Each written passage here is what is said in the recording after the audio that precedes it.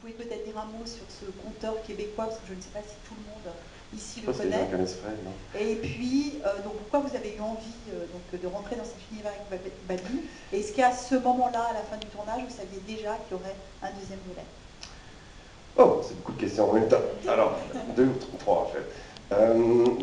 En fait, la première fois que j'ai lu le scénario de Babine, je ne connaissais pas Fred, qui était déjà un peu connu au Québec. En fait, déjà assez connu, mais je ne sais pas, j'étais passé à côté. Et puis, je pense qu'il y a quelque chose dans sa, hormis sa langue qui est très belle,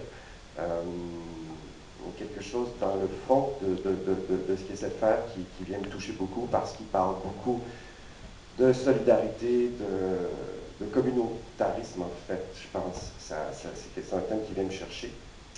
Donc ça c'est pour répondre à la première question. Je ne savais pas qu'il y aurait un deuxième volet après Babine. Ben, c'est des films assez difficiles à faire avec le peu d'argent qu'on a. Fred, il y a donc un imaginaire où il y a des taureaux géants qui volent dans le ciel, il y a toutes sortes de choses qui se passent, puis c'est pas toujours évident à reproduire avec les moyens qu'on a. Donc, Babine avait été très difficile à tourner quand même, mais j'ai été séduit par cette histoire-là, celle des Inézac, surtout la séquence de la fin, où tu as comme un village qui se dresse devant une machine, un village qui a faim, puis qui se dresse devant une machine qui arrive comme ça, puis qui fait, bon, ben, la machine va nous passer sur le corps, où on va vivre, où on va mourir. C'est une espèce d'ultimatum à l'existence. Et il y avait un troisième volet, il me semble, avec ça. Non, que vous présentiez un petit peu Fred Pellerin. Ah oui, Fred. Ben, Fred, c'est comme un phénomène national chez nous. C'est un irrésistible. Il fait des spectacles. C'est une originalité désarmante.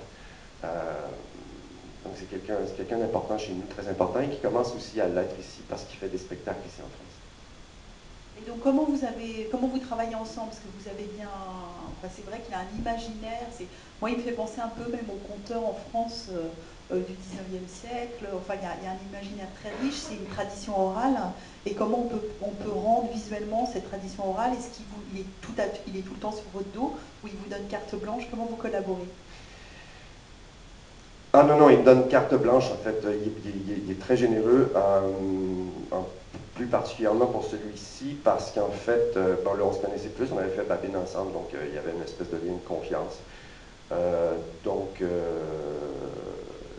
il y a une humilité, en fait, donc il me laisse aller,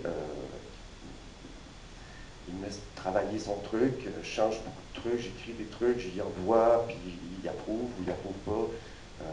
On se fait comme une espèce de...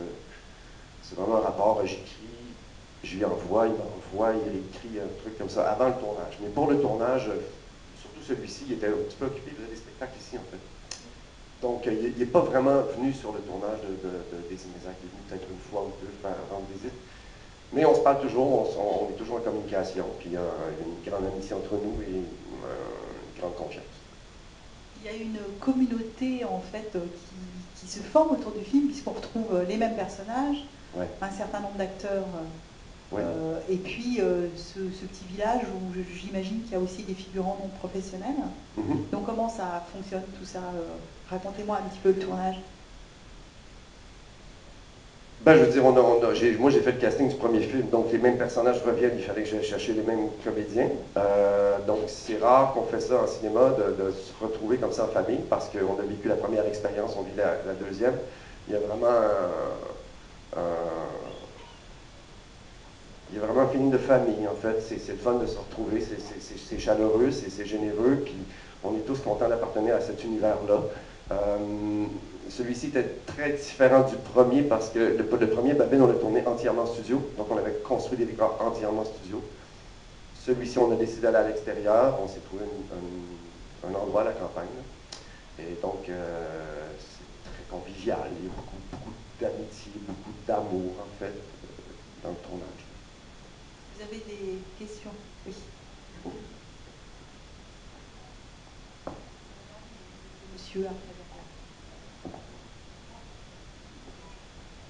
Tout d'abord, bonjour et merci d'être là. Merci. Donc, moi, je voulais savoir si vous vous considérez comme un acteur-réalisateur engagé, parce que vous faites toujours des films, vous êtes toujours dans des films à thématique très forte, justement. Ouais. Ben, je sais pas si je fais exprès, mais ça arrive comme ça. Peut-être un peu, j'essaie de, je sais pas, j'essaie de choisir des projets qui m'interpellent, qui viennent me chercher, qui me touchent. Donc j'imagine que ça fait ça dans l'ensemble, je veux dire, de choix en choix, de fois en fois, ça finit par dessiner un peu ce genre de dessin-là. Mais il n'y a pas de dessin ou de planification vraiment stricte. C'est juste que j'y vais à l'instinct, puis ben, il se trouve que c'est souvent des trucs de cet ordre-là qui viennent me chercher. Très bien, merci. Merci.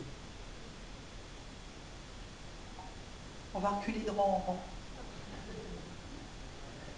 Oui, pour ceux qui ne connaîtraient pas l'univers de Fred Pellerin, je tiens à signaler qu'il passe au mois de juin au théâtre de l'Atelier et précipitez-vous pour louer vos places. Quand on rentre dans son spectacle, on sort plus intelligent qu'on est entré. Et sur Internet, je pense qu'on peut trouver un nouveau film extraordinaire qui s'appelle L'Audition. Merci. Je représente la Dami qui a présenté ce spectacle, ce film, lors de ses journées d'études à Cabourg, justement pour les gens du spectacle. Ok, d'accord. Merveilleux film. Par Internet, on peut tout commander maintenant. Oui, c'est vrai, oui. Voilà. Même si on ne le trouve pas en distribution en France, Internet, vous le trouverez. Merci.